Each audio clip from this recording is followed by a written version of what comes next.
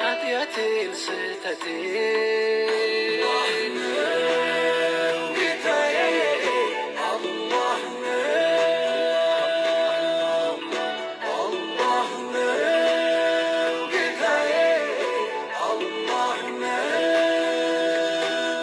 سنتو بيت طيفين إياي قدلتي warri Abduseen Oromoo dhaqatan lama barreessame.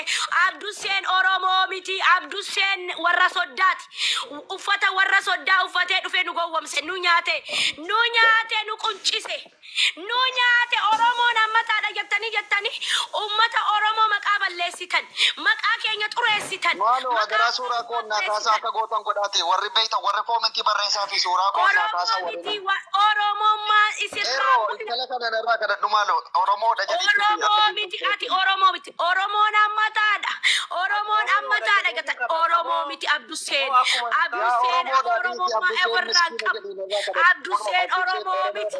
Abduseen Oromoo miti. Oromoo annan qixaatama. Yoo Abduseen Oromoo ta'e yoo Abduseen Oromoo ta'e an qullaan deema. Yoo Abduseen Oromummaa ofirraa qabaate an qullaa kiyya magaalaa Kaayiroo keessa fiiga. Ilaala huccuu maleen fiiga yaa Oromooti beekadha. Oromoo miti. Oromummaan sirraa mul'ate callis.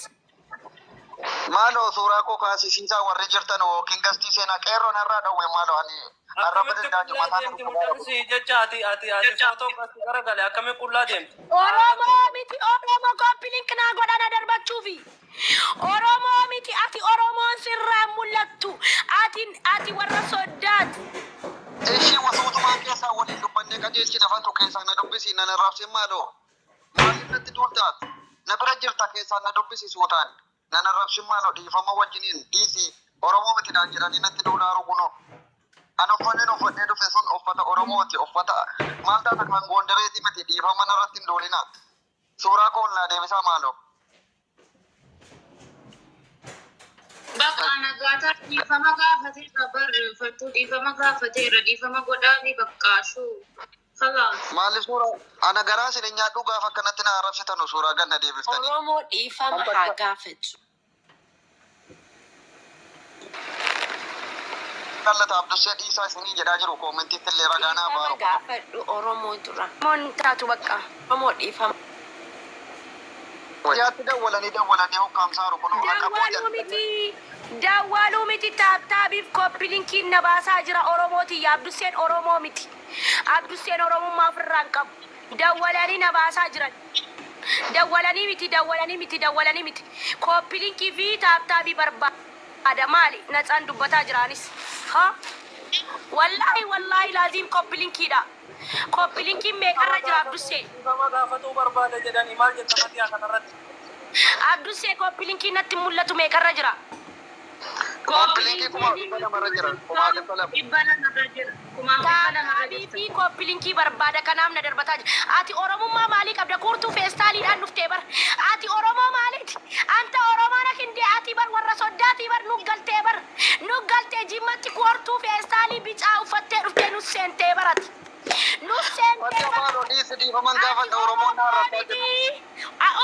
Oromoo gabbaate, Oromoo arrabsite, Oromoo xiqqeessite, Oromoo huccuu aadaa Oromoon taane uffattee dhufte gabbaate, Oromoo dhiifama gaafattamuun gaafattu Oromoo sin salphisaa.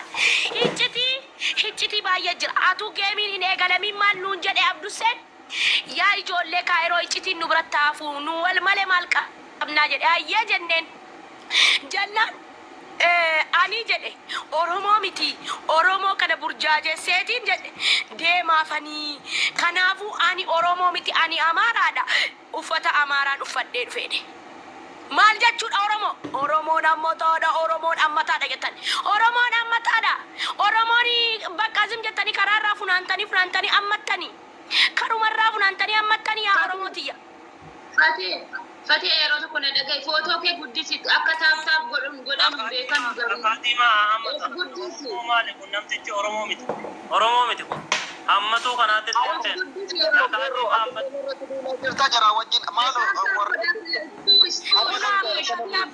taap godha Oromoo miti Abduseen Gizeen Oromummaan irraa mul'atee hin beeku. Anas ni hima.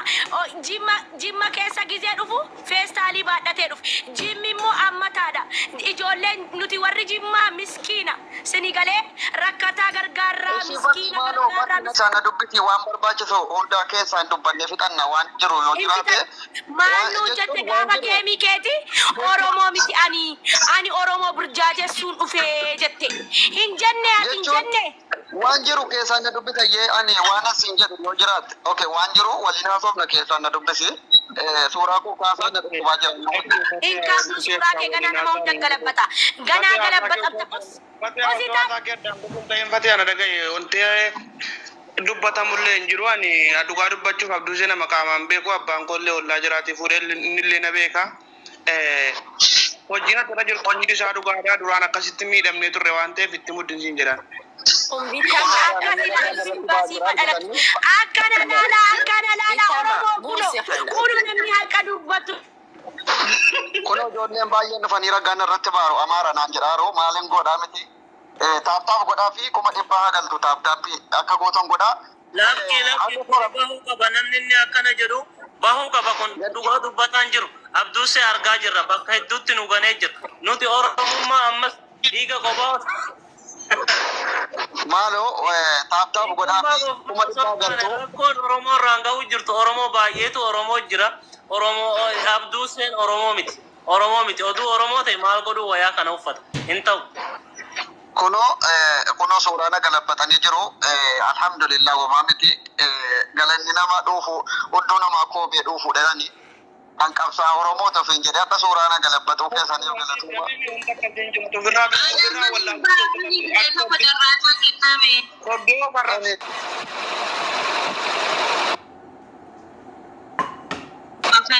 Dhugaa dubbachuudhaaf gadhiifama gaafuu nan darbatanii nan dhuufanii an ofii koo dhiifama dhugaa dubbachuu fi qabsoo haqaan qabsoo jechuudha. Kanaaf yoo na Oromoodhaaf dhaabbataa ture Oromoo qulqulluu.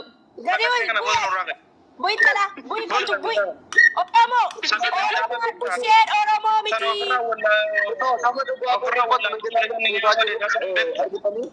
Nama dhugaa godhu. Qabsoo maisaadhaa nutti himuuf akkanatti nu iyyisiiftanii Oromoo darbateen deebi'ee dhufee yaa Oromoo tiyya taaptaaf godhaa ka. Yaa Oromoo tiyya maaliif nama dhugaa godhu dubbatu gadi buufti argitanii. Koppilinkiif taaptaaf godha. Koppilinkiif taaptaabii barbaachisa. Assalamu alaikum warahmatullahi wabarakatuh. Waalaikum assalam warahmatullahi wabarakatuh. Namni tokko xiixanii nan gadiin isin darbadhee harcaasa laala. Adabadhaataa koppilinkiin haa godhaa Oromoo si. Fatiha al tokko mee daqiiqaa. Waan gootan Oromooti yaa Abduseen Oromoo miti. Oromoo nyaata. Maaloo taaptaappii kuma dhibba galchaa fi akkasiin sirriitti dhugaa koo boodarra himuun siin oolu. Taaptaappii kuma dhibba galchaa anis immoo dhugaa koo uummanni naafa baruuf ani callisee obsee taa'u jira boodarra gatuufan deema. Anis suuraa si galabbatee mana baneerra deemurra asumatti dhugaatti mee baa taaptaappii kuma dhibba galchaa. Foto isaa sun baasimee gaafa qumxaa uffatee biyya Jimmaa galee. Yaa feestaalii uffatee qumxaa uffatee biyyaa bahee sana moo? Erg sun baasi. Imimmaa koo qabachuu dadhabee intala imim kunoo nan bu'aadha dhugaa akkanatti arrafamee suuraan ganni deebi'u kooti. Anni hin nyaadhu godheetan hin qabsaa Oromooti jedhee Facebook irraan ga YouTube iyya kunoo irra gadi baasanii na arrabsu Oromoo. Galanee nama dhuufu hudduu namaa koobee dhuufudha galatooma warri suuraa koo galabbattan hundinuu. Fattiya suuraa koo ol kaasaa nan arrabsina ani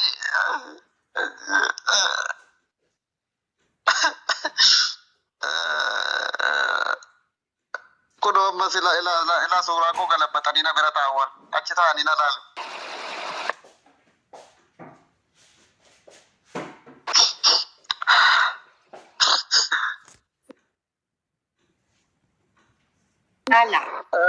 Fatiha suuraa koo ol kaasa. Fatiha suuraa koo ol kaasa natiitiin jedhe. Oromoo taaptaap naa gootanii silsilaa sheer naa gootan akkasii miti bar. Sheerii godhaa fi dhugaa koo Oromoon baruu qabaanis rakkanatti arrafamee dhiisee rafu lakkaawwadhu je'een fachuume ilaa abbaa torbaa. Ilaa abbaa torbaa lakkaawwadhume Abduseen. Ati yoo Oromoo qulqullummaa Oromoo qabaatte. No, ananga abbaa lamaa qofitti malee lakkaadhu nama raadhamu. Lakkaadhu garuu ani miira keessa jira danda'aa fi nama haasa'uu hin danda'u. Oromoon kana fakkaata malee Abduseen dhugaa.